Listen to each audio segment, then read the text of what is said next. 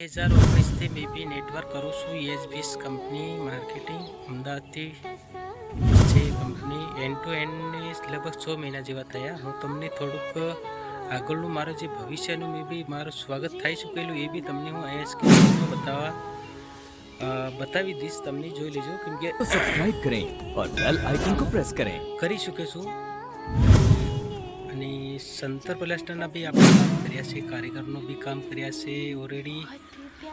અને જે બી નેટવર્ક માર્કેટિંગના એ બી કામે આપણે કામ કર્યા છે.